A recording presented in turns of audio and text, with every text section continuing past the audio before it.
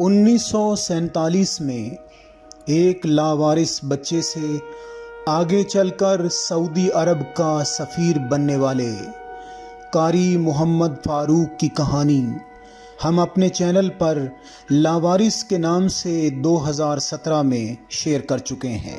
ان کی اس بے مثال آپ بیتی کو عالمگیر شہرت ملی اور لاکھوں کی تعداد میں ناظرین نے ویڈیو کو دیکھا اور شیئر کیا۔ اس کے ساتھ ساتھ ہم سے لگاتار یہ مطالبہ بھی ہوتا رہا کہ ہم یہ شورائے آفاق سچی داستان اردو اور ہندی زبان میں بھی اپنے دیکھنے والوں تک پہنچائیں، تاکہ پنجابی نہ سمجھنے والے لوگ بھی 1947 کے اس ناقابل فراموش قصے کو سن اور سمجھ سکیں۔ اب پیش خدمت ہے قاری محمد فاروق مدنی کی کہانی، ان کی اپنی زبانی اردو زبان میں۔ آپ کی دلچسپی کے لیے پنجابی زبان میں ریکارڈ کی جانے والی پہلی ویڈیو کا لنک بھی ڈسکرپشن میں شیئر کیا جا رہا ہے۔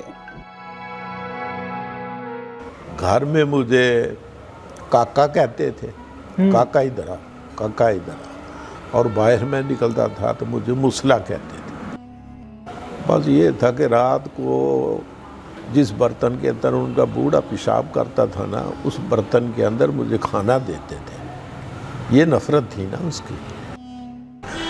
میں نے بڑا ڈھونڈا اس کو، بیچاری کو بہت ڈھونڈا، نہیں ملی وہ۔ اس کا نام کیا، کہاں ہے، میں نے ڈھونڈا اس کو۔ بڑا پیار آتا ہے اس کے اوپر، صحیح بات ہے۔ آج بھی یاد آتی ہے، آج بہت یاد آتا ہے۔ اس نے محبت کے لیے ترسے ہوئے بچے کو شاید پہلی دفعہ پیار سے بلایا، گلے لگایا اور اس کا ایک پیارا سا نام رکھا، فاروق۔ میں نے کہا میں نے فوج میں بھرتی ہونا ہے۔ کہنے لگے فوج میں بھرتی کیوں ہونا ہے؟ میں نے کہا جن لوگوں نے میرے والدین کو شہید کیا نا، میں نے ان سے بدلہ لینا ہے۔ نفرت تھی نا۔ تو پھر میں الحمدللہ رمضان میں تراویح پڑھانے کے لیے کبھی لندن جاتا، کبھی امریکہ جاتا، کبھی افریقہ جاتا۔ میرے اوپر نہیں، میرے جیسے کئی لوگوں کے اوپر گیا گزری، اور یہ پاکستان ہم نے تم کو پلیٹ کے اوپر رکھ کے دیا ہے۔ ہاں جی، ایسے نہیں مل گیا۔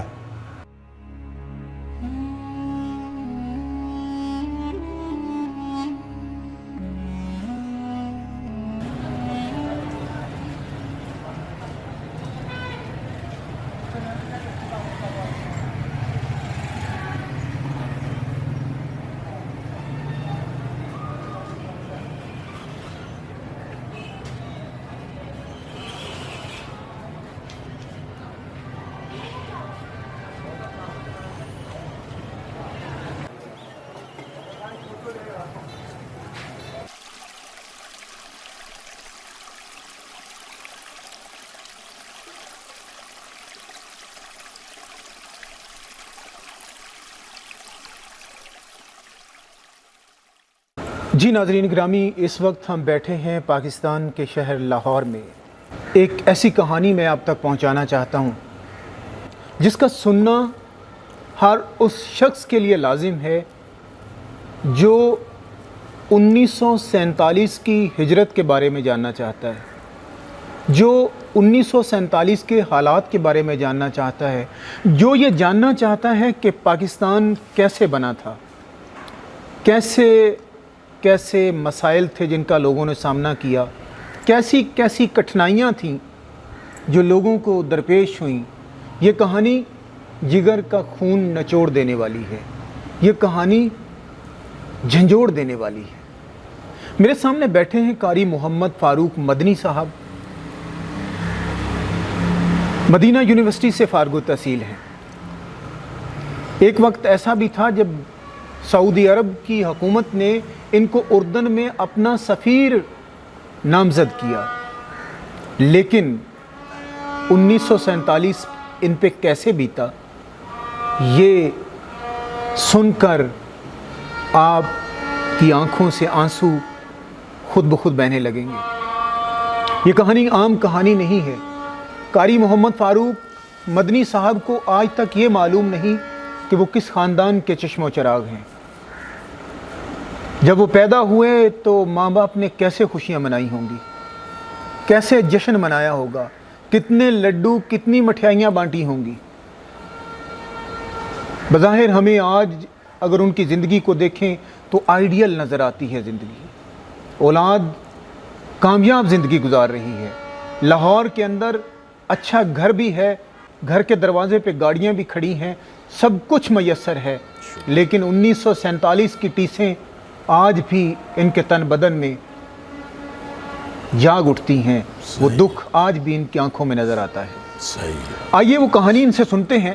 ان کو جو اپنی زندگی کی پہلی یاد آتی ہے وہ 1947 کی انہی حالات کی آتی ہے، اس سے پیچھے کی زندگی کے بارے میں ان کو کچھ یاد نہیں ہے۔ آئیے انہی کی زبانی سنتے ہیں کہ ان کو کیا یاد ہے اور کیسا یاد ہے۔ قاری صاحب یہ فرمائیے، جی آج 14 اگست ہے، 2021 ہے، باہر بینڈ باجے بج رہے ہیں، یہ نسل نہیں جانتی کہ 1947 میں لوگوں پہ کیا بیتی تھی۔ صحیح، اگر اس کی ایک بھی جھلک دیکھ لیں تو آج یہ بینڈ باجے نہ بجائیں، صحیح، بلکہ اس ملک کی تعمیر و ترقی کے لیے وہ کردار ادا کریں جو ان کو ادا کرنا چاہیے۔ بہت اچھا۔ 1947 کی جب بات کرتے ہیں تو آپ کو سب سے پہلے کیا یاد آتا ہے، کیا منظر تھا جو اب تک آپ کے ذہن میں نقش ہے؟ یا اللہ یا اللہ، بسم اللہ الرحمن الرحیم وبہ نستعین۔ بیٹا منظر، کیا منظر، بس لوگوں نے جو قتل و غارت دیکھی اپنی آنکھوں سے، قافلے لٹتے، قافلوں پر حملہ ہوتا، وہ تو میں نے نہیں دیکھا کیونکہ میری عمر چھوٹی سی۔ والد صاحب غالباً مجھے اپنے کندھوں پہ بٹھا کر کسی قافلے سے بھاگے آ رہے تھے، تو گاؤں کی ایک دیوار تھی، اس کو کراس کیا انہوں نے کراس کیا تو پہلے مجھے دیوار کے اوپر بٹھایا، پھر خود بیٹھ کے مجھے نیچے اتار کے پھر کندھے پہ بٹھا کے تو کھیتوں کے اندر بھاگنا شروع کر دیا دشمنوں سے بچنے کے لیے۔ لیکن اتنی دیر میں سامنے سے ایک سکھوں کا قافلہ آ گیا، 5-6 اس میں سکھ تھے، انہوں نے آ کے حملہ کرنے کی کوشش کی۔ ایک سکھ تھا، اس کے ہاتھ میں کوئی کڑا تھا، کڑا دور سے مارتا۔ اچھا، تو والد صاحب نے مجھے کوئی کندھوں پہ اٹھا رکھا تھا، تو میرے دائیں پٹ کے اوپر لگا، وہ تو زخمی ہو گیا۔ تو والد صاحب نے مجھے زمین پہ بٹھا کے پیچھے پیلیاں تھی بڑی، اس کے اندر چھپنے کی کوشش کی، کھیتوں کی طرف وہ بھاگے؟ کھیتوں کی طرف، بالکل صحیح، اچھا، کھیتوں کی طرف بھاگے ان سے بچنے کے لیے۔ اب سکھوں نے مجھے تو کچھ نہ کہا، لیکن ان کے پیچھے بھاگ گئے۔ میں نے ایک دفعہ یوں پیچھے دیکھا مڑ کے، بس پھر میں نے نہیں دیکھا ان کے ساتھ کیا بیتی، کیا ہوا۔ میں اکیلا رہ گیا۔ بچہ کیا کرتا ہے، بس رونا شروع کیا، تو روتے روتے بس چلتا ہوا آگے ایک بڑی سڑک تھی، اس کی طرف چلنا شروع کیا میں نے۔ اچھا، ہاں، اس کی طرف چلنا شروع کیا۔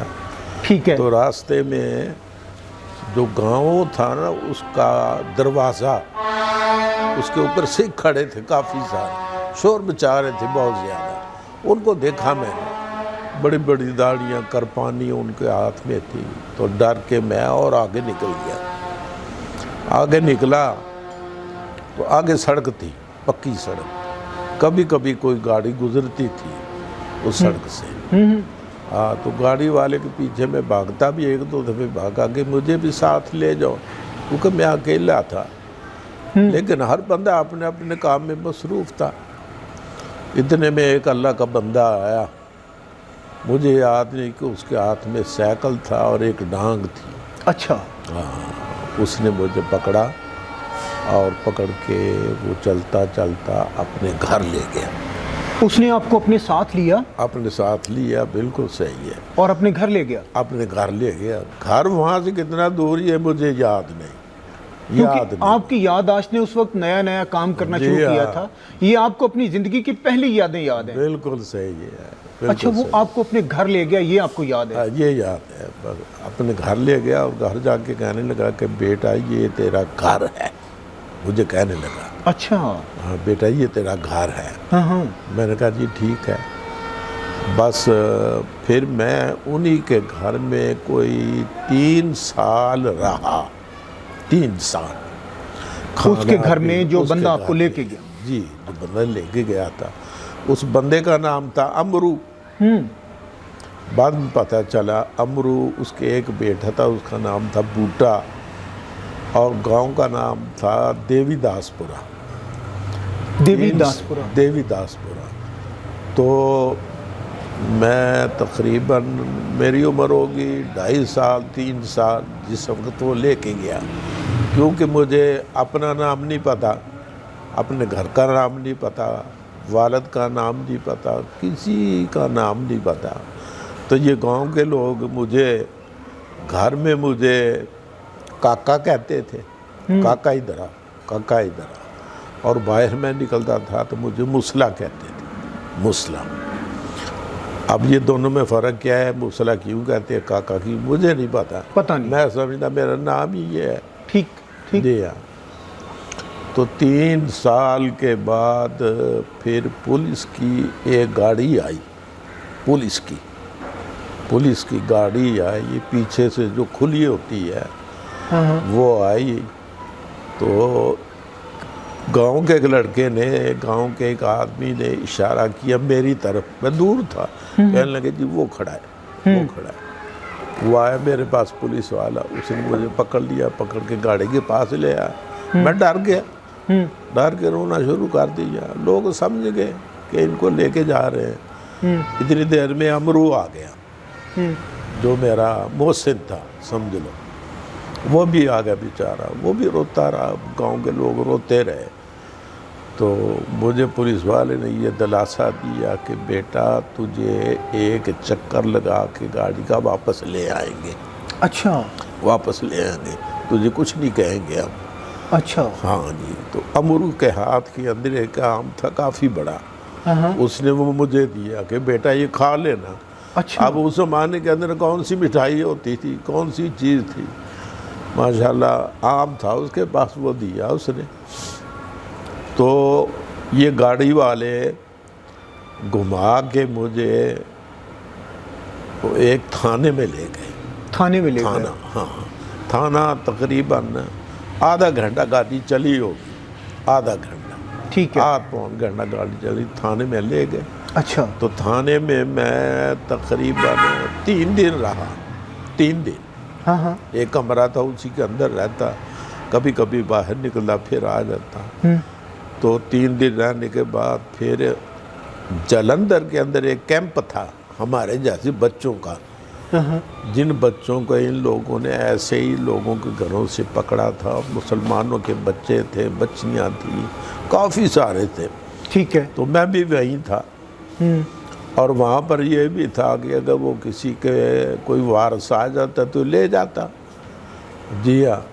تو مجھے یاد ہے کہ ایک دفعہ میری ایک خاتون آئی دروازے کے اوپر، کہاں، کس کیمپ میں آئی تھی وہ؟ جلندھر میں، جلندھر میں؟ ہاں، جلندھر میں خاتون آئی، اور کیونکہ دفتر باہر تھا تو باہر لے گئے، مجھے کرسی پہ بٹھایا، مجھے بوتل پہ لائی۔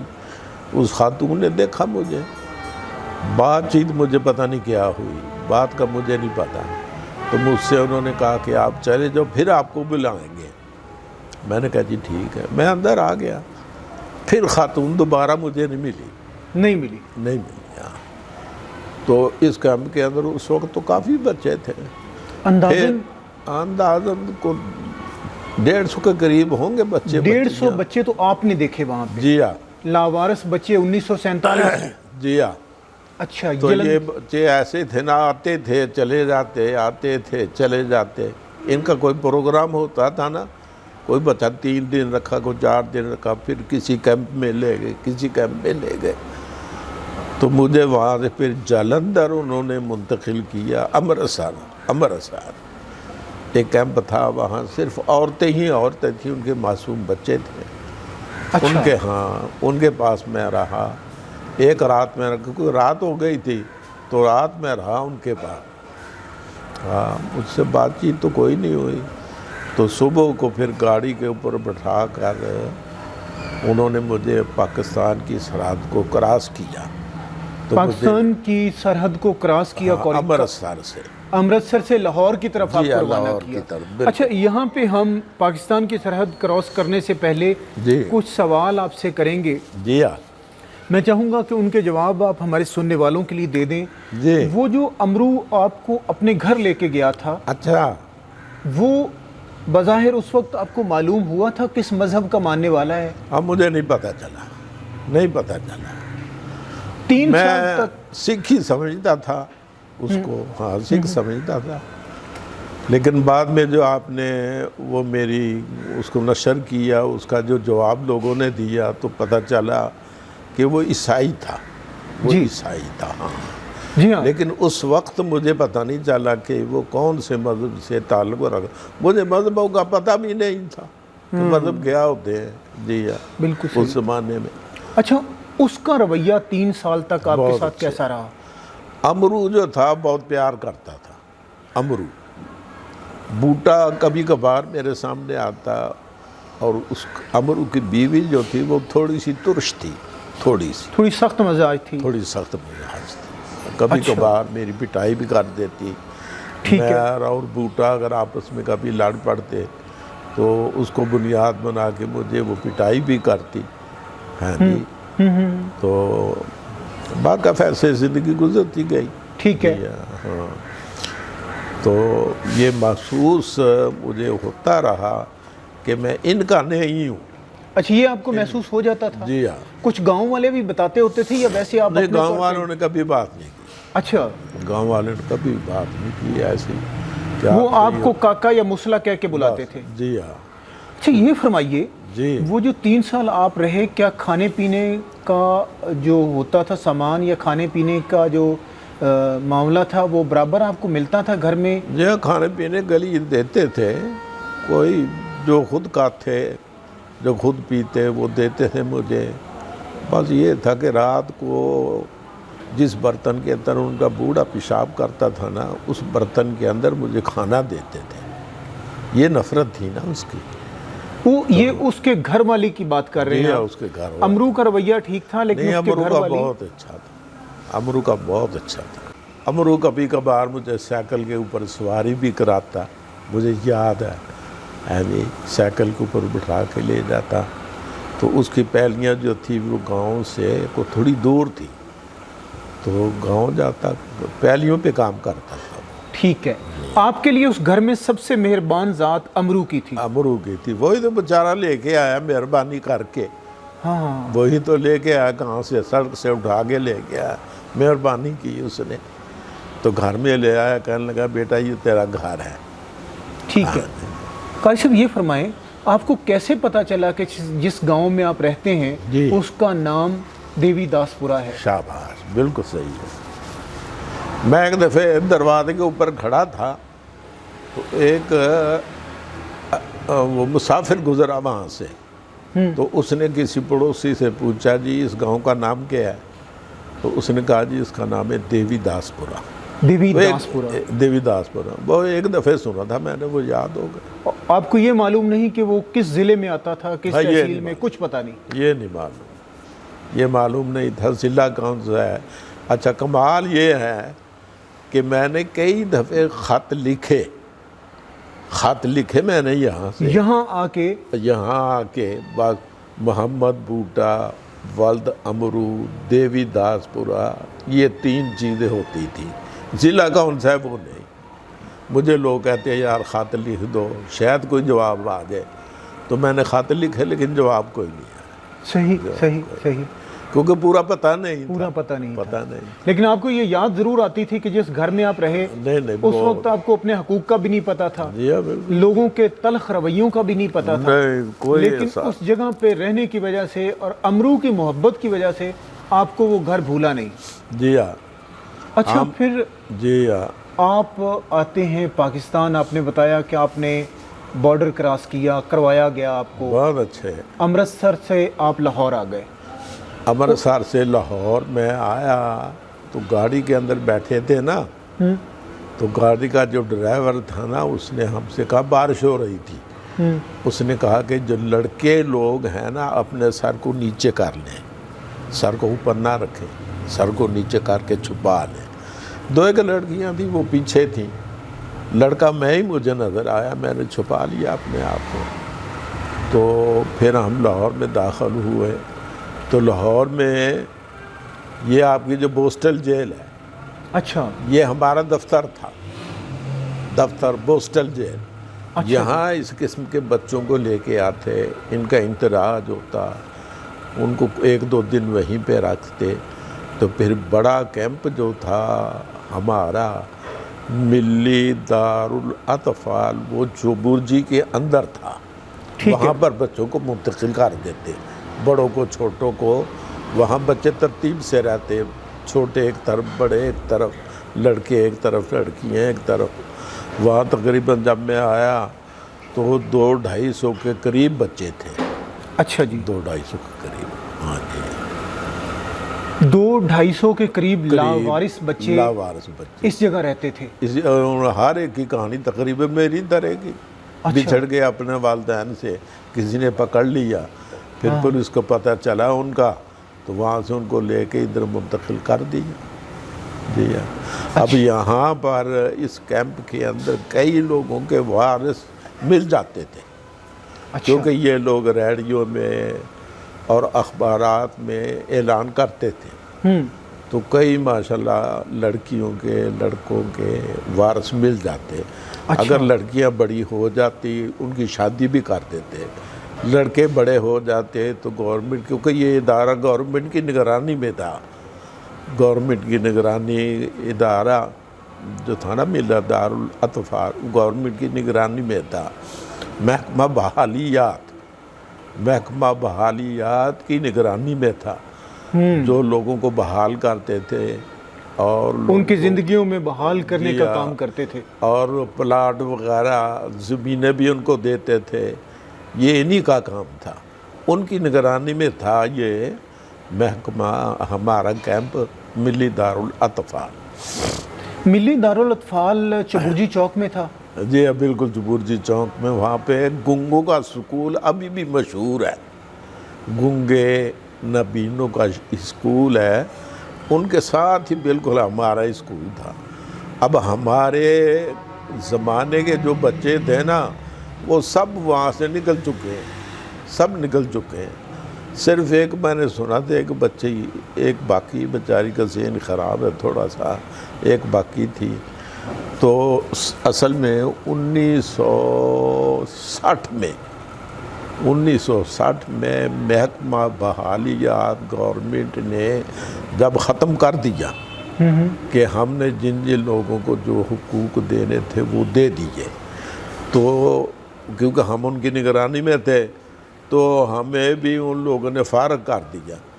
تو ہمیں پھر ان لوگوں نے حوالے کر دیا دارالشفقت یتیم خانہ، جسے یتیم خانہ کہتے ہیں. جسے یتیم خانہ کہتے ہیں. دارالشفقت یہ پاکستان سے پہلے کا بنا ہوا ہے. اچھا جی، پاکستان سے پہلے تقریباً 50 سال کا بنا ہوا ہے. اچھا جی. ہمیں ان لوگوں کو حوالے کر دیا. تو ان میں طریقہ کار یہ تھا کہ لڑکیاں ایک طرف اور لڑکے ایک طرف وہ رکھتے تھے. ٹھیک ہے. تو جب ہمیں ان کے حوالے کیا گیا، ہم لڑکوں کو انہوں نے ملتان روڈ پہ ایک جگہ ہے، ملتان روڈ پہ، اچھا جی، یہ یتیم خانہ چوک مشہور ہے، وہاں منتقل کر دیا، وہاں منتقل کر دیا. اور لڑکیاں جو ہیں وہیں پہ رکھی، لڑکیاں وہیں پہ رکھی. ماشاءاللہ لڑکیاں پڑھ گئیں، کسی کا وارث مل گیا، شادیاں کر دی. اسی طرح لڑکے بھی ماشاءاللہ بڑے ہو گئے، کام سیکھ لیے، انہوں نے اپنے گھر کچھ نہ کچھ بسا لیے. ایسے جب بڑے ہو گئے تو کچھ نہ کچھ ہر ایک نے اپنے گھر بسا لیے. ٹھیک ہے. اچھا، دارالشفقت میں آپ کتنے سال رہے؟ ہاں، اور وہاں کے حالات بھی ہمیں بتائیے کہ وہ کیسے تھے. بہت اچھے. دارالشفقت 1960 میں دارالشفقت گیا میں تو 6 مہینے رہا میں وہاں پر. ہاں ہاں میں صرف 6 مہینے رہا ٹھیک ہے. کیونکہ وہاں پر اتنی وہ کوئی نہیں تھی، جو بھاگ گیا، جو آ گیا، اس قسم کا ماحول تھا. نام کا دارالشفقت تھا، شفقت نہیں تھی. اور شفقت بہت کم تھی، مار کٹائی یہ وہ بہت زیادہ تھی. مارتے تھے بچوں کو، کوئی غلطی ہو جائے نا اچھی خاصی پٹائی کرتے تھے. تو ہمیں جو ہمارے کچھ بڑے لڑکے تھے نا، ان لوگوں نے ہمیں کہا بھئی ایک مولانا ہے. اچھا. وہ کہتے ہیں کہ 3-4 بچے مجھے مل جائیں، میں ان کو قرآن حفظ کراؤں گا، ان کو اپنا بچہ بناؤں گا اور ان کی پوری نگرانی کروں گا. یہ ان بڑے لڑکوں نے ہم سے کہا، تو ہم تقریباً 6 بچے ان کے ساتھ تیار ہوئے یہ گلبرگ کی اس مسجد میں آنے کے لیے. یہ جو مسجد ہے، یہ جو تالاب والی مسجد ہے گلبرگ 2 میں، کنال پارک گلبرگ 2 میں، جہاں پہ آج ہم بیٹھے ہیں، بالکل یہاں آنے کے لیے 6 لڑکے وہاں سے تیار 6 لڑکے ہم تیار ہوئے. جب 6 لڑکے تیار ہوئے نا تو 5 لڑکے بھاگ گئے. یعنی کوئی 1 مہینے کے بعد، کوئی 2 مہینے کے بعد، کوئی 3 مہینے کے بعد. جی نہ لگا، وہاں بھی آزادی تھی، کوئی پوچھنے والا نہیں ہے. نہیں، یہاں پہ قرآن حفظ کرنا پڑتا تھا، تو قرآن حفظ کرنا مشکل ہے. 2-1 دفعے میں بھی پریشان ہوا، لیکن اللہ نے کرم کیا تو میں نے کرتے نے قرآن حفظ کر لیا. اچھا. شکر ہے. ان 6 لڑکوں میں اکیلا تھا، باقی تو بھاگ گئے. باقی 6 بھاگ گئے. آپ نے قرآن حفظ کر لیا اسی مسجد میں رہتے ہوئے. مسجد تالاب والی ہے جی، گلبرگ 2 لاہور میں، کینال پارک علاقہ ہے جہاں پہ یہ تالاب والی مسجد ہے. اچھا یہ فرمائیے، اس سے پہلے ہمیں یہ بتائیے کہ آپ کا نام محمد فاروق کس نے رکھا؟ بہت اچھے. میں جب آیا نا ملی دارالاطفال میں، تو پہلے دن میں گیا اسکول. تو اسکول میں جو چھوٹے چھوٹے بچے تھے، استانی ان کا نام لکھنا شروع ہوئی. آپ کا نام کیا، آپ کا نام کیا. اب جو جس کو پتہ ہے اپنا نام وہ بتاتی رہتی. میں نے تو اپنے بارے میں کاکا ہی سنا تھا، میرا نام کاکا ہے. اچھا. کاکا یا مسلا؟ کاکا یا مسلا. ٹھیک ہے. تو میں نے کہا جی میرا نام کاکا. اچھا. وہ بیچاری ہنس پڑی، بچے بھی ہنس پڑے. کہنے لگے کاکے تو سارے ہیں. تو میں نے کہا مجھے نہیں پتا میرا نام کیا ہے. مجھے نہیں پتا میرا نام کیا ہے. مجھے کیا معلوم میرا نام کیا ہے. مجھے کوئی پتا نہیں. اچھا. پھر وہ جو استانی تھی نا بیچارہ، اس نے رکھا میرا نام فاروق. فاروق نام رکھنے والی استانی کون تھی؟ ہاں بالکل صحیح ہے. میں نے بڑا ڈھونڈا اس کو، بیچاری کو بہت ڈھونڈا، نہیں ملی. وہ اس کا نام کیا، کہاں ہے، میں نے ڈھونڈا اس کو. بڑا پیار آتا ہے اس کے اوپر. صحیح بات ہے. آج بھی یاد آتی ہے. آج بہت یاد آتی ہے. اس نے محبت کے لیے ترسے ہوئے بچے کو شاید پہلی دفعہ پیار سے بلایا، گلے لگایا اور اس کا ایک پیارا سا نام رکھا، فاروق. فاروق کتنا اچھا نام رکھا. اور وہ مسلمان تھی استانی؟ ہاں. اچھا میں نے سنا تھا کہ مسلمان نہیں ہے، وہ عیسائی ہے. عیسائی عورت تھی. عیسائی ہے. عیسائی ہونے کے باوجود ایسا اچھا نام رکھا اس نے. ہائے کمال ہے. یہ میرے دیکھنے والوں کے لیے، اس نے میرے دیکھنے والوں کے لیے رکنا پڑے گا ہمیں یہاں پہ، میرے دیکھنے والوں کے لیے، کہ اخلاقیات کے لیے مذہب کی سرحدیں کوئی نہیں ہم نے کھڑی کی ہیں. یہ اخلاقیات جو ہوتی ہیں نا، یہ پیار والا دل جو ہوتا ہے، یہ کسی مذہب کی میراث نہیں ہے، یہ کسی کے اندر بھی ہو سکتا ہے. وہ عیسائی عورت جس نے قاری صاحب کو اسکول میں داخل کیا، پیار سے قریب بلایا اور بتایا کہ کاکا کوئی نام نہیں ہوتا، کاکا کوئی نام نہیں ہوتا، اور ان کا نام رکھا فاروق. حضرت عمر فاروق اعظم، ان کے نام پہ ان کا نام رکھا فاروق. جی ہاں. اچھا جی. پھر میں جب اپنے ہم عمروں کے اندر شام کو چھٹی واپس آیا نا، تو ان سے کہا کہ میرا آج کے بعد میرا نام فاروق ہے، ہاں فاروق میرا نام میری استانی نے رکھا ہے، تو سب مجھے فاروق کہنے لگے، سب فاروق۔ صحیح۔ ہاں، پھر جب میں نے قرآن حفظ کر لیا ہاں، تو جو ہمارے مولانا تھے، ان کا نام بھی بتا دیجئے۔ ہاں، ان کا نام تھا ابو محمد قاسمی۔ ابو محمد قاسمی قاسمی۔ مسجد تالاب والی جو ہے، جی ہاں، اس کے نگران وقت کے نگران تھے۔ نگران تھے، مدرسہ کے نگران تھے۔ اصل نام ان کا نام تھا عبد الرحیم، محبت سے انہوں نے اپنا نام رکھا ہوا تھا ابو محمد۔ اچھا، ابو محمد، ابو محمد، ابو یعنی محمد والا۔ ٹھیک ہے، ٹھیک ہے۔ تو جب میں حافظ ہو گیا تو مجھے باقی تعلیم پڑھانے کے لیے اب انہوں نے اور کسی مدرسے میں بھیجنا تھا، اچھا، کیونکہ یہاں صرف حفظ تھا، ہوں، اس کا ترجمہ، اس کی تفسیر، اس صرف، نحو، اور کوئی مدرسہ تھا، یعنی جامعہ عربیہ گجرانوالہ، اس کا نام تھا جامعہ عربیہ گجرانوالہ، گجرانوالہ، کیونکہ وہاں یہ بھی پڑھتے رہے کسی زمانے میں۔ ٹھیک ہے۔ ہاں جی ہاں، تو اچھا۔ وہاں پہ انہوں نے جب بھیجا مجھے، جو بھیجنا تھا، تو مجھ سے کہنے لگے بھی تیرا نام فاروق ہے، ہوں، تیرے ابو کا نام پوچھیں گے وہ، ہوں، تو اپنے ابو کا نام بتا دینا عبداللہ، عبداللہ، عبداللہ۔ اور اچھا، تیرے دادا کا نام بھی پوچھیں گے، کیونکہ ان کی پٹی ہوتی ہے، وہ لکھتے ہیں ابو کا نام کیا، دادا کا نام کیا، ان کا نام بتا دینا عبد الرحمن۔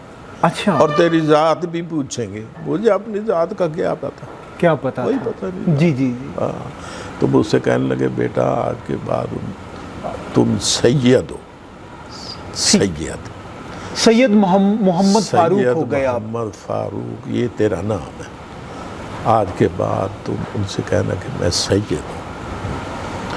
اب جو بھی رکھیں ذات کا نام تو کیا پتہ ہے، لیکن انہوں نے اس کو منتخب کیا کہ کام بڑا عظیم کیا تو نے، اس لیے تو آج کے بعد سید اپنے ساتھ رکھو۔ ٹھیک ہے، یہ 2-3 چیزیں بس اسی لفظ کے ساتھ، انہی ان کی کہنے کے ساتھ، جو سرکاری ڈاکومنٹ جہاں بھی بنتی تھی نا میری، پھر اسی کے ساتھ بنتی رہی ہے آج تک، انہی ناموں کے ساتھ، انہی کے ساتھ میری ڈاکومنٹ چلتی رہی۔ ٹھیک ہے، پاسپورٹ ہے، شناختی کارڈ ہے، یہ ہے وہ ہے، وہ اسی کے ساتھ چلتی رہی۔ تو گجرانوالہ میں پڑھا، 4-5 سال پڑھا، لاہور میں پڑھا، کراچی میں پڑھا، مدینہ یونیورسٹی میں پڑھا۔ ہاں جی، یہی آپ کا شادی نام کرائی۔ چلتا رہا؟ جی ہاں، نام یہی چلتا رہا۔ اچھا، تو شادی کرائی انہوں نے ماشاءاللہ، انہیں جو گجرانوالہ میں تھے نا استاد، انہی خاندان کے اندر، انہی خاندان کے اندر ان اچھا، کو پسند آ گئے۔ جی ہاں، ہاں ہاں، جی ہاں، تو شادی میری پھر اسی خاندان کے اندر ہوئی، اللہ نے بچے دیے، 4 بچے میرے، شکر ہے، مدینہ کی پیداوار ہیں، 5 بچے میرے یہاں پاکستان کی پیداوار ہیں، اچھا، شکر ہے۔ ماشاءاللہ 9 بیٹے بیٹیاں ہیں۔ 9 بیٹے بیٹیاں ہیں، 5 بیٹے ہیں اور 4 بیٹیاں ہیں، شکر ہے۔ ماشاءاللہ، ماشاءاللہ۔ اچھا یہ بتائیے، جی فرماؤ۔ قاری وہ جو مولانا صاحب تھے تالاب والی مسجد والے، اچھا جی، ان کی کوئی اولاد نہیں تھی؟ ہاں، ان کے اولاد کوئی نہیں تھی، ان کے اولاد کوئی، اتفاق ہے میں نے سنا تھا کہ بچپن میں شروع میں ایک دفعہ انہوں نے شادی کی، لیکن اتفاق نہ ہوا، پھر انہوں نے چھوڑ دیا، اس کے بعد انہوں نے شادی کا سوچا ہی نہیں، اور جب مدرسہ کھولا تو وہ کہنے لگے یہ میری اولاد ہے، بس یہی میری اولاد ہے۔ جتنے بچے ہوتے ہیں نا، کو پوچھتا ہے اگر 5 بچے ہیں، 5 یہ میرے بیٹے ہیں، 6 بچے ہیں یہ میرے بیٹے ہیں، انہی کو اپنی اولاد کو سمجھتے رہے، اس طرح انہوں نے زندگی گزاری۔ اچھا، جب آپ پڑھ لکھ گئے تھے تو جی، ہمیں پتہ چلا ہے کہ آپ نے ان سے کہا تھا کہ جی، میں نے فوج میں بھرتی ہونا ہے۔ ہاں ماشاء اللہ، بہت اچھے، بہت اچھے۔ جب میں نے قرآن حفظ کر لیا نا، ہاں، تو مجھ سے کہنے لگے کہ بیٹا تو نے بہت عظیم کام کیا ہے، آج بتا تیری خواہش کیا ہے، آج تیری خواہش کیا ہے؟ میں نے کہا میں نے فوج میں بھرتی ہونا ہے۔ کہنے لگے فوج میں بھرتی کیوں ہونا ہے؟ میں نے کہا جن لوگوں نے میرے والدین کو شہید کیا نا، میں نے ان سے بدلہ لینا ہے۔ نفرت تھی نا، اچھا، میں نے کہا میں نے ان سے بدلہ لینا ہے۔ تو پریشان ہو گئے، پریشان اس طرح سے ہو گئے کہ ان کا بیٹا کوئی نہیں، کوئی ساتھ نہیں، اگر میں فوج میں چل گیا اکیلے رہ جائیں گے۔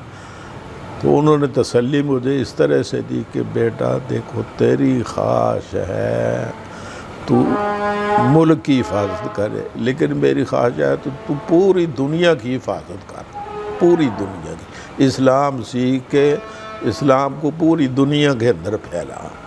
یہ انہوں نے دلیل دے کے نا مجھے چپ کرایا۔ میں نے کہا ٹھیک ہے، اچھا، پھر دین پڑھایا انہوں نے۔ جی اچھا، الحمدللہ۔ پھر آپ مدینہ یونیورسٹی میں بھی گئے۔ جی ہاں، مدینہ یونیورسٹی میں جانے کے بعد جب آپ وہاں سے فارغ التحصیل ہوئے جی تو آپ نے پچھلے انٹرویو میں بھی ہمیں بتایا تھا کہ سعودی حکومت نے جی آپ کو اپنا سفیر نامزد کر دیا تھا۔ جی ہاں، مجھے اپنا نمائندہ بنا کے نا انہوں نے بھیجا قطر۔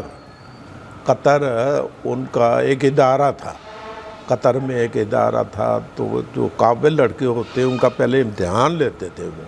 ہم 2 پاکستانی، ایک سری لنکا، 3 لڑکوں کو ان لوگوں نے منتخب کیا۔ تو ہم سے کہنے لگے 2 پاکستانی جو ہے نا تو ویزا جا کے پاکستان سے لے لینا، ورکے لے دیے، ویزا پاکستان سے لے لینا، باقی ٹکٹیں یہ وہ تعاقد سب کچھ دے دیا۔ میں جب یہاں لے کے آیا تو والد صاحب کو پڑھایا، والد صاحب میں کہتا تھا، والد صاحب کو پڑھایا تو کہنے لگے بیٹا نہیں جانا ہے، نہیں جانا ہے، نہیں جانا، نہیں جانا ہے، وہ میں اکیلا ہوں، اب تو سنبھالو۔ میں نے کہا ابا جی میری یہ خواہش ہے میں ذرا دنیا کی سیر کر لوں۔ کہنے لگا اللہ تعالیٰ تجھے سیر کرائیں گے، فکر نہ کرو، صحیح، کرائیں گے سیر۔ تو میں نے ان کی بات مان کے، وہ خود جو تھے نا وہ ورکے سعودی عرب کے، ان کو ڈاک میں بند کر کے انہوں نے خود ڈاک کے اندر اس کا پتہ لکھ کے واپس بھیج دی، واپس بھیج۔ اچھا، جی ہاں۔ تو پھر میں الحمدللہ رمضان میں تراویح پڑھانے کے لیے کبھی لندن جاتا، کبھی امریکہ جاتا، کبھی افریقہ جاتا، ایسے 17-18 سال میں نے گزارے۔ کینیڈا میں بھی آپ جاتے رہے؟ کینیڈا بھی گئے، 2 سال کینیڈا میں گیا، جی ہاں، تراویح پڑھانے کے لیے جاتا رہا میں۔ تو اللہ نے آپ کو پوری دنیا دکھا دی؟ دکھا دی، شکر ہے۔ جس طرح والد صاحب نے کہا تھا نا کہ دیکھو گے، اللہ تعالیٰ نے کہ عربستان بھی دکھایا، افریقہ بھی دکھایا، امریکہ بھی دکھایا، کینیڈا بھی دکھایا، اور کئی جگہ پہ لوگوں نے کہا کہ فاروق اگر تم چاہتے ہو تو یہاں ہمارے پاس رہ جاؤ، اچھا، تیرا انتظام ہم کر دیں گے، جلدی کامیاب ہو جائے گا، اس لیے کہ تیرے پاس سندیں بہت اچھی ہیں، جلدی کامیاب ہو جائے۔ ٹھیک ہے، میں نے کہا نہیں، والد صاحب کی خواہش نہیں ہے۔ انہوں نے کہا تھا کہ واپس آ جاؤ۔ میں 2 مہینے 2.5 مہینے گزار کے واپس آ جاتا، اچھا، 2-2.5 مہینے گزار کے پھر یہاں اپنا کام سنبھال کے۔ اصل میں مجھے خیال ہوتا تھا اپنے بچوں کا، ہاں ہاں، اپنے بچوں کا، ٹھیک ہے، میرے بچے کو اگر میں سر پہ ہوں تو ماشاءاللہ صحیح چلیں گے۔ اگر آپ کو پتہ ہے بڑا نگران سر پہ نہ ہو تو بچے پھسل جاتے ہیں، پھسل جاتے ہیں، بچے پھسل جاتے ہیں۔ تو بچوں کے لیے نا میں نے کسی اس کو پسند نہیں کیا۔ اب شکر ہے بچے ماشاءاللہ جو میں چاہتا تھا نا سب بچے وہ چیز بن چکے ہیں، حافظ ہیں، عالم ہیں، ڈبل ایم میں ہیں، بچے ماشاءاللہ بالکل کامیاب ہیں۔ شکر ہے، شکر ہے، جو میں چاہتا تھا بچے بن چکے ہیں۔ اگر خدا رہا تو میں کہیں باہر چلا جاتا، بچوں کسی کی دکان ہوتی، کچھ ہوتا، وہ علم حاصل نہیں کر سکتے تھے۔ ہاں ہاں ہاں۔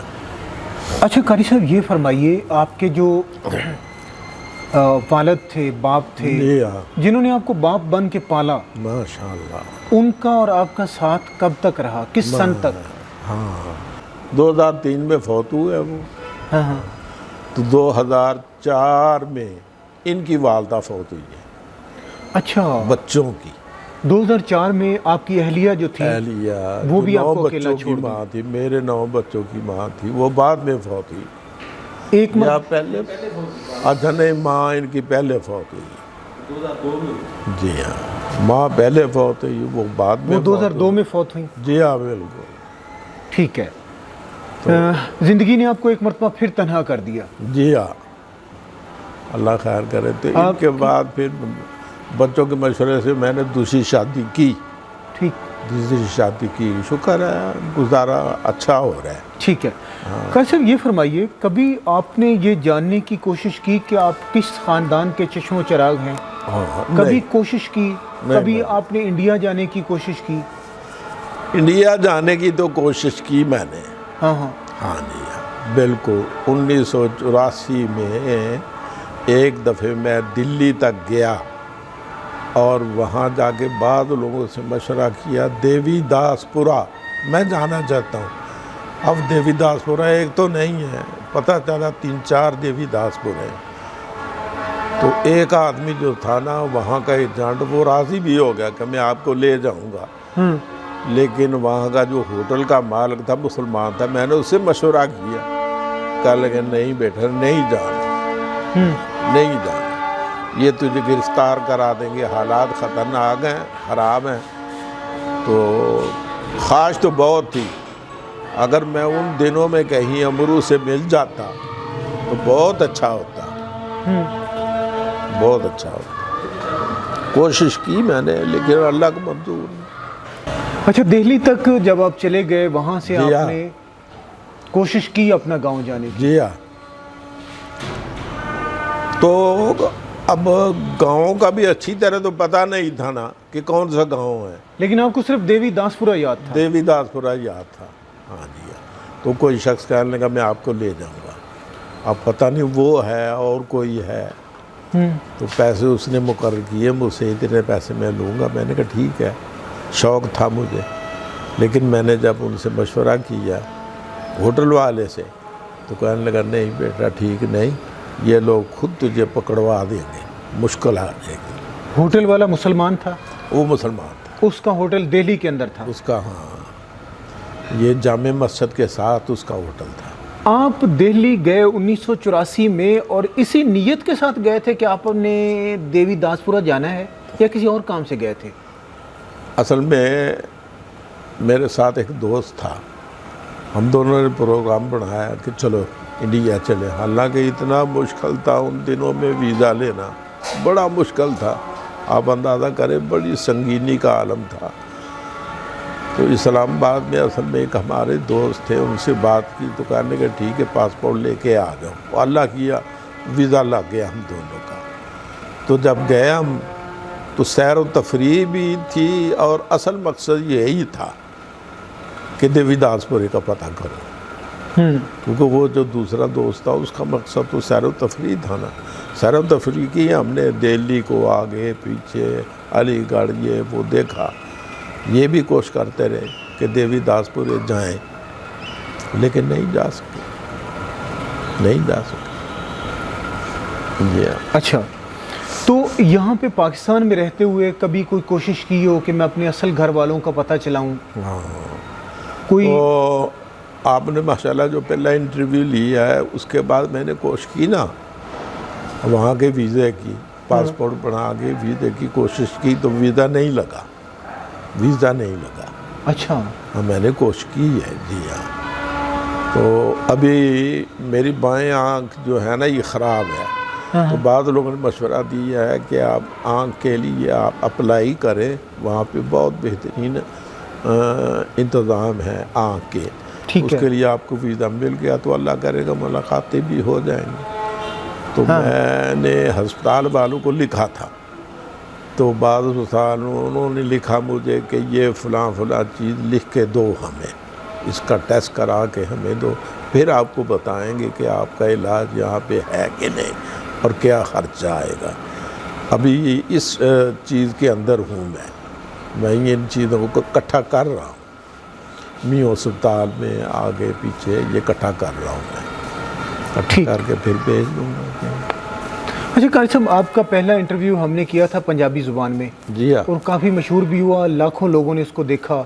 शुक्र है। एक अंदाजे के मुताबिक अब तक 10 लाख लोग उसको देख चुके हैं। जी। उस इंटरव्यू के नशर होने के बाद कभी किसी ने आपसे रब्ता किया या किसी ने कोई टो लगाने के लिए یا کسی بھی طریقے سے کسی خاندان کے فرد سے آپ کی مماثلت ہوئی ہو؟ جی ہاں، بالکل صحیح ہے، بالکل صحیح ہے۔ بعض لوگوں نے افسوس کے تو بہت وہ آتے رہے نا کہ بڑا غم، بڑا افسوس، ہم اس غم میں آپ کے ذات ہیں، لیکن ایک خاندان تھا، اس نے لکھا کہ لگتا ہے آپ ہم میں سے ہیں، لگتا ہے، کیونکہ ہمارے نانا ابو جو آپ کی بچپن کی کہانیاں ہیں وہ ہم کو سنایا کرتے تھے، تو ہم لوگ جو ہیں، ہم انڈیا سے پاکستان آگے تھے فیصل آباد، پھر فیصل آباد سے ہم جرمن چلے گئے، اس نے لکھا، تو جرمن سے کبھی کبھار ان کے ساتھ علیق سلیق ہوتی ہے، تو معلوم ہوتا ہے کہ وہ لوگ کو دلچسپی نہیں لے رہے، دلچسپی نہیں رکھتے، اور میں سمجھتا ہوں کہ پلوں کے نیچے سے پانی بہت گزر گیا، نہیں، جذبوں میں شاید وہ تڑپ نہیں رہ گئی، نہیں، بالکل صحیح، چونکہ آپ نے تنہائی دیکھی ہے، آپ نے اپنوں کی کمی کو محسوس کیا ہے، نہیں، اس لیے آپ کے اندر وہ تڑپ ہے، صحیح ہے، لیکن باقی کا جو خاندان شاید آپ کا اکٹھا رہتا رہا سوائے ماں باپ کو چھوڑ کے، باقی کے جو بہن بھائی ہیں انہوں نے شاید آپ کو دیکھا نہیں ہوا، جی ہاں، ان کے دلوں میں شاید وہ تڑپ نہیں ہوگی۔ ہو سکتا ہے، ہو سکتا ہے۔ ارے قاری صاحب ایک اور بات بتائیں ہمیں، وہ منظر جو آپ کو یاد آتا ہے جس میں دیوار پھلانگی تھی آپ کے والد صاحب نے، یا اللہ، اس سے پہلے کا بھی کوئی خواب خیال کی طرح سے کوئی چیز یاد ہے؟ کوئی خواب خیال کسی بات؟ بس خواب خیال ہی کہہ لیں، ہاں، خواب خیال کہ ایک بہت بڑا کوئی علاقہ ہے، چھت پڑی ہے، ہاں، ہے نہیں، جیسے کہ بہت خوبصورت خاتون کھڑی ہے، میں اس کے پاؤں کے نیچے بیٹھا ہوں، یہ منظر یاد آتا ہے مجھے کہ میں نے اس کو دیکھا، ہے نہیں، تو بس اور کچھ ہی یاد نہیں آتا۔ وہ حویلی نما کو جگہ ہے؟ حویلی نما، ہاں بالکل، چھت پڑی کافی بڑی، شور ہنگامہ بڑا ہے، شور ہنگامہ، بڑی سخت پریشان ہے وہ عورت، پریشانی اس کے چہرے کے اوپر نمایاں، لیکن میں اس کے چہرے کو دیکھ رہا ہوں، مجھے پتہ ہی۔ اچھا، اس کے بعد جو منظر میں دیکھتا ہوں نا کہ والد صاحب مجھے دیوار پھلانگ رہے ہیں، یہ یہاں سے وہاں کیسے کہ کوئی پتہ نہیں، کوئی پتہ نہیں۔ کوئی پتہ نہیں۔ قاری صاحب آج آپ کی عمر ماشاءاللہ 77 سال کو ہو گئی ہو، پہنچنے والی ہے یا پہنچ گئی ہے، بالکل صحیح۔ اپنوں کی کمی، ماں باپ کی کمی، بہن بھائیوں کی کمی آج بھی محسوس ہوتی ہے؟ دیکھو جی، جو اصل ہے نا وہ تو اصل ہے نا، اصل ماں باپ ہی ہیں، اللہ تعالیٰ نے اولاد دے دی، ان کے اندر بیٹھے ہیں، مگن ہیں، رونق ہے، یہ بھی بڑی ایک چیز ہے، لیکن جو والدین بہن بھائی ہیں ان کا خیال تو آتا ہے ان کا۔ پھر یہ کہ سب سے بڑا وہ جو پریشانی کا عالم ہے نا کہ والد صاحب کے ساتھ یہ حشر ہوا، وہ جب یاد کرتا ہوں تو آنکھیں میری نم آلود ہو جاتی ہیں، جی، آنکھیں جو آنسوں سے بھر جاتی ہیں کہ والد صاحب کے ساتھ یہ ہوا، جی۔ آپ کی اس پوری کہانی کو جب ہم دیکھتے ہیں تو تلخیاں ہی تلخیاں ہیں، بالکل بالکل، دکھ ہی دکھ ہیں، تکلیفیں ہی تکلیفیں ہیں، اور شاید اتنی تکلیفیں ہیں کہ بچپن میں آپ کے تکلیف کا احساس ہی ختم ہو گیا تھا، ایسا ہی ہے نا؟ اسی طرح تکلیف کا، محرومی کا، مایوسی کا احساس ہی ختم ہو گیا تھا، نیا، صحیح ہے، یا جن حالات میں آپ نے ہوش سنبھالا یوں لگتا ہے کہ تب یہ احساس ہی نہیں تھا کہ تکلیف، دکھ کیا ہوتا ہے، کیا ہوتا ہے، کسی کو کھونا کیا ہوتا ہے۔ بالکل صحیح، لیکن پھر بھی کچھ ایسے لوگوں کا ذکر آتا ہے جنہوں نے آپ کی صحرا کی طرح سے اجاڑ زندگی میں محبت کے پھول کھلائے، بہت اچھے، ان میں امرو ہے، ہاں، کیا جس سے کہنا ہے، آپ کا کوئی رشتہ دوسری نہیں، زندگی دی یار اس نے، اس نے سمجھ لو دوسری زندگی اس نے دی ہمیں، حقیقت یہ ہے، اس سے آپ کا کوئی رشتہ نہیں تھا، ہاں، کوئی رشتہ نہیں، خون کا رشتہ نہیں تھا، مذہب کا رشتہ نہیں تھا، نہیں، انسانیت، انسانیت کا رشتہ تھا۔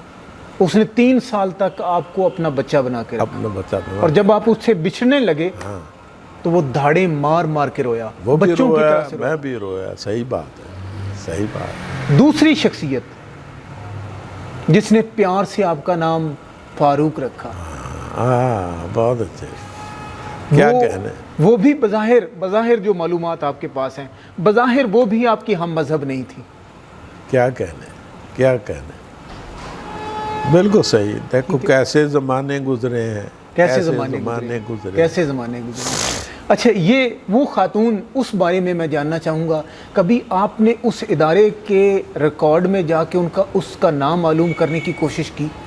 بڑی خواہش ہے اس اپنی استانی سے ملنے کی. تو وہ جو 2 سہیلیاں میں کہہ رہا ہوں لاہور میں رہتی ہیں, اس وقت آپ کے ساتھ وہ بھی یتیمی کا دور ہاں گزار رہی تھی؟ بالکل وہاں پہ گزار رہی تھی, لیکن ہم سے بڑی تھی. آپ سے بڑی تھی؟ ہم سے بڑی تھی, ہاں.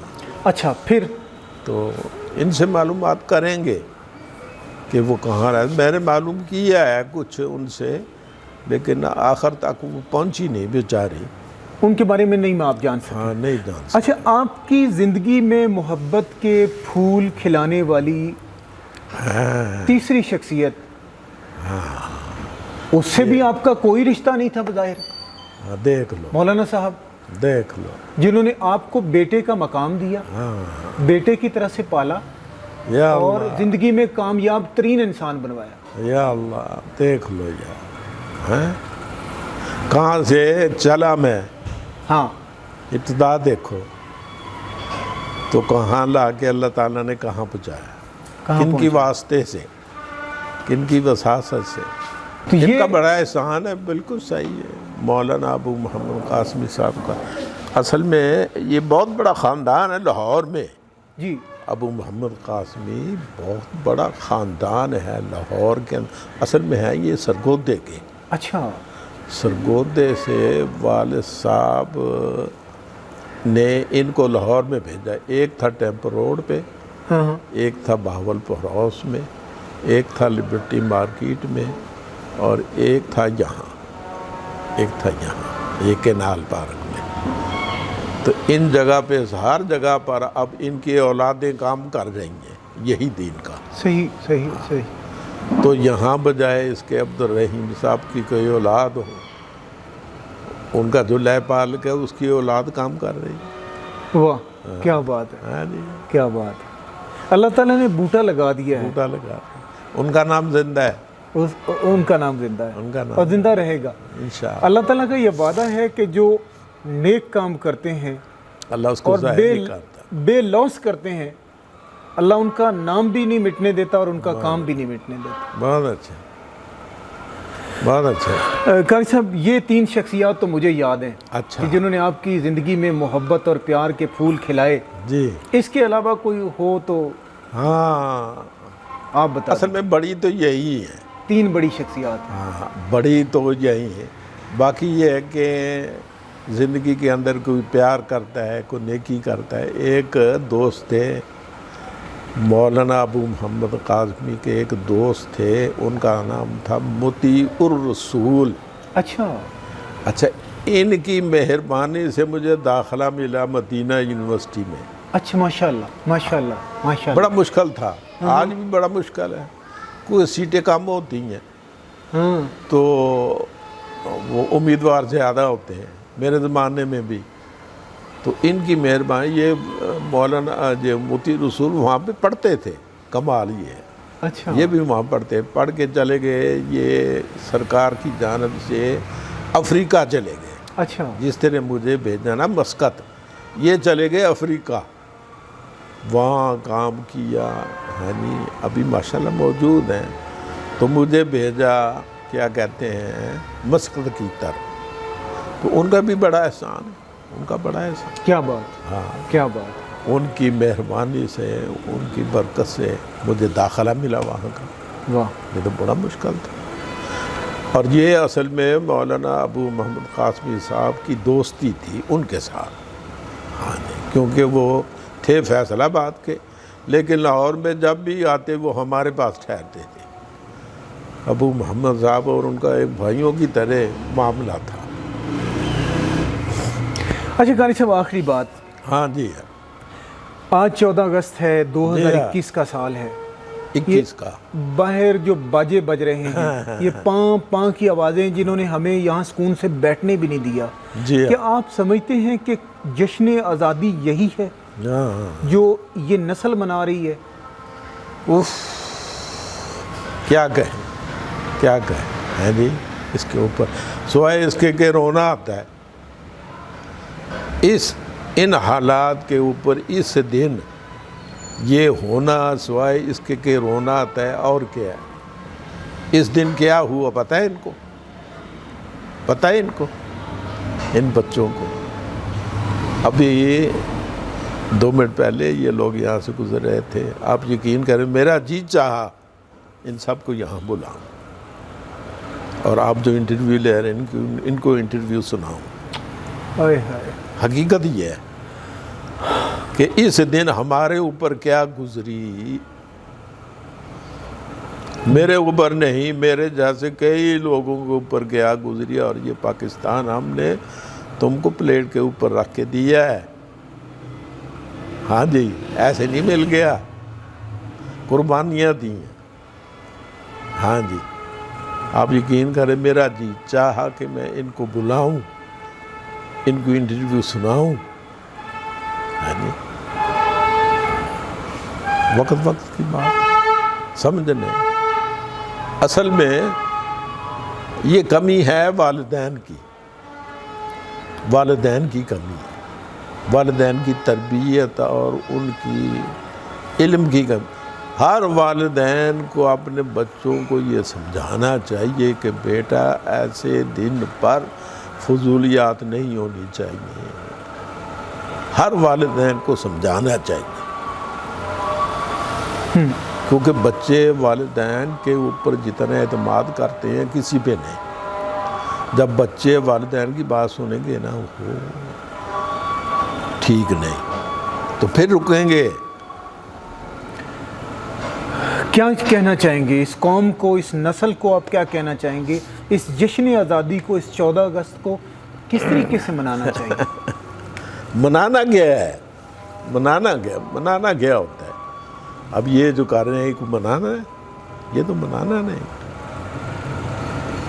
منانا یہی ہے اللہ تعالیٰ نے اس دن ہمیں آزادی دی، اس کا شکر ادا کریں، اس کا شکر ادا کریں، اور اس ملک کی عوام کی ترقی کے لیے زیادہ سے زیادہ کرنے کی نیت کریں۔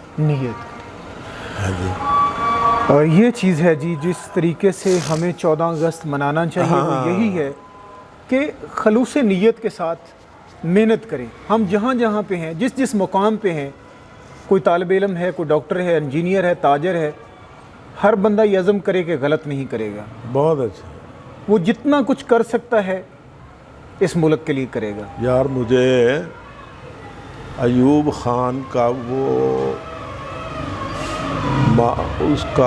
اس کی وہ گفتگو بڑی یاد آتی ہے۔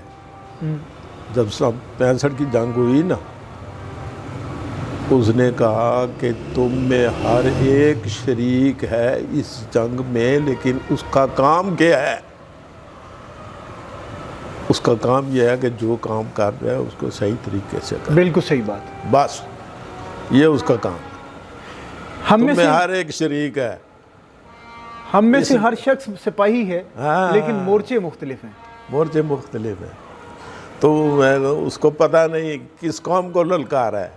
یہ سب سے پہلے اس کا جملہ تھا، صحیح۔ اور پھر اس نے عوام کو خطاب کیا اور اس نے کہا کہ تم اپنا کام اپنی جگہ پہ کرتے رہو، تمہاری یہی شرکت ہے۔ بالکل صحیح بات ہے۔ قاری صاحب بہت شکریہ آپ کا، بڑی محبت آپ کی کہ آپ نے ہمیں وقت دیا، اور بہت سارے پوری دنیا میں اب لاکھوں آپ کے چاہنے والے ہیں۔ شکر ہے۔ ان کی فرمائش آتی تھی مجھ تک کہ اچھا قاری صاحب کا انٹرویو ہم نے بار بار سنا ہے، لیکن چونکہ پنجابی ہم سمجھتے نہیں ہیں۔ آج بھی میں حامد مدنی صاحب جو آپ کے بیٹے ہیں ان کو وہ کمنٹس پڑھا رہا تھا اچھا کہ میں نے بار بار انٹرویو سنا ہے لیکن میں کچھ کم سمجھ پایا ہوں، تو آپ ان کا انٹرویو، ان کی کہانی اردو میں کریں تاکہ ہم اس کو سمجھ سکیں۔ بہت اچھا۔ تو مجھے امید ہے کہ یہ کہانی سننے کے بعد آپ کے چاہنے والوں میں مزید لاکھوں لوگوں کا اضافہ ہوگا۔ اللہ کرے گا، اللہ کرے گا۔ بہت شکریہ آپ کا۔ جیتے رہو، آپ کو اللہ کامیاب کرے اس مشن میں۔ آمین۔ جی میرا نام حامد مدنی ہے، میں سید محمد فاروق صاحب کا بیٹا ہوں۔ تمام سننے اور چاہنے والے ناظرین کا بہت بہت شکریہ۔ جنہوں نے ہماری اس ویڈیو کو دیکھا، میرے والد صاحب کے دکھ کو انہوں نے اپنا دکھ سمجھا، اور ہمارے پاس ایسے الفاظ نہیں ہیں کہ ہم آپ کا شکریہ ادا کریں۔ حقیقت ہے والد صاحب کو صرف یہ خوشی ہے کہ لوگ اس غم میں میرے ساتھ شریک ہیں، میرے ساتھ کندھے کے ساتھ کندھا لگا کے کھڑے ہیں اور اس غم کو اپنا غم سمجھتے ہیں۔ تو یہ آپ احباب کا بہت شکریہ کہ آپ نے اس کو شیئر کیا، اس کو لائک کیا۔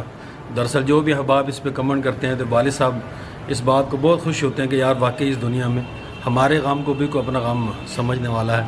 تو آپ تمام احباب کو بہت شکریہ، اور خیام بھائی کا بھی کہ جنہوں نے ہماری اس بات کو تمام دنیا تک پہنچایا، کتنے جدا دلوں کو ایک دوسرے کے ساتھ ملایا، اور ہم بھی ایک قسم کے ایک بھائی ہیں سب، ہم بھائیوں کو ایک جگہ اکٹھا کیا ہے۔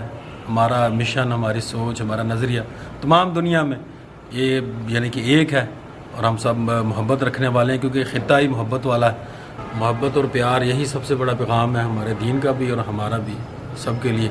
تو یہی پیغام میرے والد صاحب کا ہے، اور یہی ان کا آخری پیغام ہے کہ جو ہو گیا اس کے بعد کبھی بھی پھر کوئی اور سید محمد فاروق اس دنیا میں نہ آئے۔